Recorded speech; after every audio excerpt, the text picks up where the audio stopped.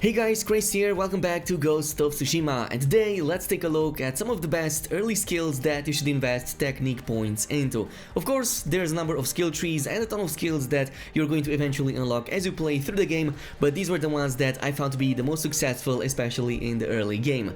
So let's get started, and as always, a thumbs up on this video would definitely be super awesome. Let's begin with the stances that provide some of the best early on bonuses against different types of enemies, but they also have their own skill trees that will also change your combo attacks. More on that later, but in this case I want to talk about the two main advantages of switching between stances against different types of enemies, and that is, of course, you deal extra damage against them, and second of all, you also have a much easier time to break down their guards, exposing them to a ton of incoming damage.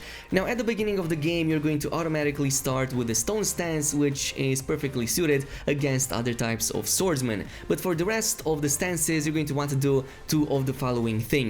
You can either go ahead and kill an enemy encampment leader, which is going to give you 1 point towards unlocking your next stance, or you can also go ahead and study the leader, and it's also going to give you 1 point for that. But in this case I definitely recommend you guys go ahead and do both of these for the same enemy leader, and the reason for that is because this is going to give you 2 points instead of just 1 that you would normally get. So definitely first start with studying the leader's movements first. This is going to give you the first point, and only after that go ahead and kill him, since this is going to provide you the second point. For example, for the water stance this is going to be super easy because you only need 3 points to fully unlock it, 2 of which you can get from the same leader by first studying it and then killing it, and that's going to be super easy. From here each additional stance is going to require additional points to unlock, which is why I suggest making use of the trick that I just told you. But here is what you should definitely do: get accustomed with the stance switch gameplay from very early on in the game, because it's going to be very useful for you to adapt your stance to the enemies that you're fighting with. This brings us to your regular skill trees, which are the ones you invest actual technique points into, and there's one for samurai and another one for ghost, but the first one that I would invest points into early on is the one in the samurai skill category. Specifically, you can invest the first 2 points into the perfect parry in the deflection skill tree, and then into the roll into the evasion skill tree, so that you have the parrying and the roll already covered. From here I would definitely invest more points and focus more on the deflection skill tree, because this provides way more utility than the evasion one. Specifically, it gives you access to something like unyielding parries that lets you parry unblockable attacks from Mongol enemies. So definitely pay attention to the color of the shining effect that's happening on the enemy swords. So for example, if an enemy attacks with a blue attack and you already have invested points into making that parryable, you can go ahead and parry it and immediately deal damage back to the enemy. Otherwise, if you're seeing the color red shining on the weapon, immediately dodge, because you cannot parry that at all. This is why I've also invested one of my first points into the dodging slash into the evasion skill tree, because immediately following a regular dodge, it lets you immediately do a strike against one of these brutes, which can totally take them by surprise, and this means you can take them down much more easily. Now, since we're on the subject of very powerful attacks, let's go over the mythical or legendary combat arts that you're definitely going to want to unlock early on, one of which is the Heavenly Strike attack. It's basically an unblockable attack that works even up against shielded enemies. It only costs 1 resolve meter, and it also deals extra damage against staggered foes. So these legendary skills, which are in the tree right here, can only be unlocked by doing these mythical side quests, which appear with the color blue on the map. The first one, for the Heavenly Strike, can be unlocked in multiple ways, but the easiest is by going to the Golden Temple right here on this side of the map.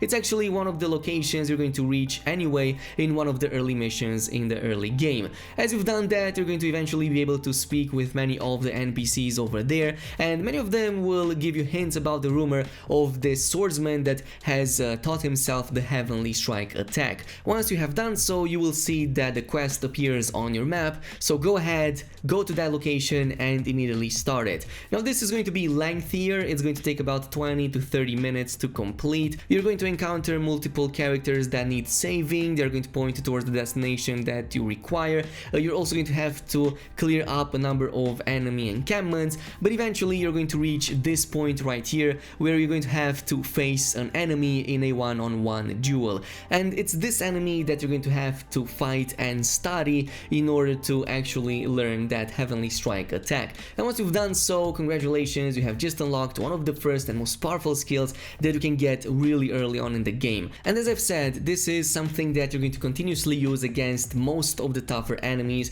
You're going to spam it as often as possible, even up against like enemies with shields, since it passes through that. It also cuts arms off, it can cut limbs and whatnot, so it's also quite satisfying to pull off, and you can even like strike 2 or 3 enemies at the same time if they are grouped together in a tight space. This brings us to another very powerful mechanic, which is the standoff, and something that you should definitely invest multiple points into as early as you can. There's 3 reasons for why you're going to want to do this. First of all, because it lets you quickly deal with groups of enemies, basically one-shotting each one of them. Second of all, it's because it's going to provide you a ton of resolve meter back. Maybe you've already depleted it in a previous fight, or you're heading up against multiple enemies after the standoff, which is why standoff is good at doing just that. And finally, if you're going up against an encampment and only challenging like the first few enemies that are isolated, you can take them down quietly with a standoff, and the rest of the encampment isn't going to be alerted unless somebody else has noticed you. Now by default, the standoff only works against one single target, but there's 2 additional points you can invest into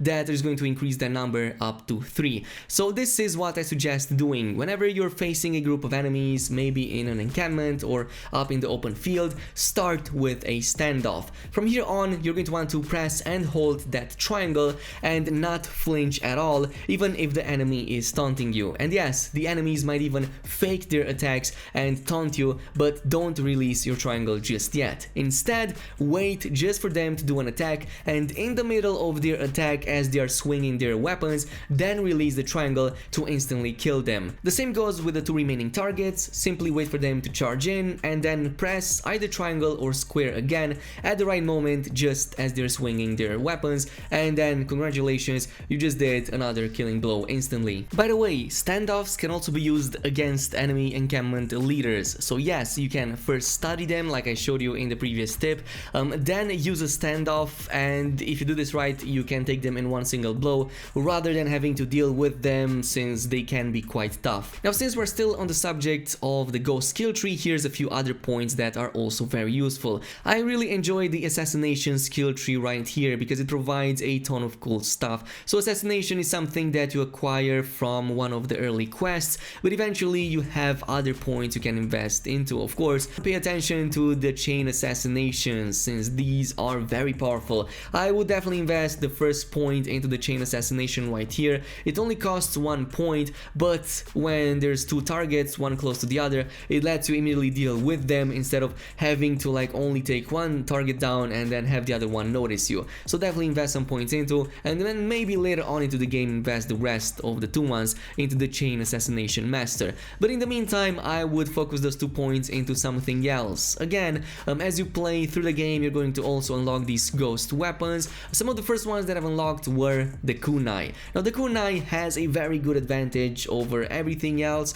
It instantly deals damage to the enemies, it instantly breaks their guards even against enemies with huge shields, so it was the first one that I've unlocked. Furthermore, the additional skills can also let you throw multiple kunais, so that yes, you can take down the guards of multiple enemies at the same time. Anyway, the final one that you should invest point into is the Iron Will. Yeah, it does cost 2 technique points early on, but it's also very useful. Let's say for example somebody takes you down and would otherwise kill you. If you do have resolve meter, from the down state you can immediately use that to heal you up back to life, and you can just jump back up into the fight instead of having to restart it all from the very beginning. So it's kind of like a second wind that might be very useful against those tough situations when enemies tend to overwhelm you and take you down very easily. Anyway, this is it with some of the best early skills I've invested points into. They were very useful for me, and I can basically play either as a samurai or as a ghost, but generally speaking I'm doing a mix of both of these.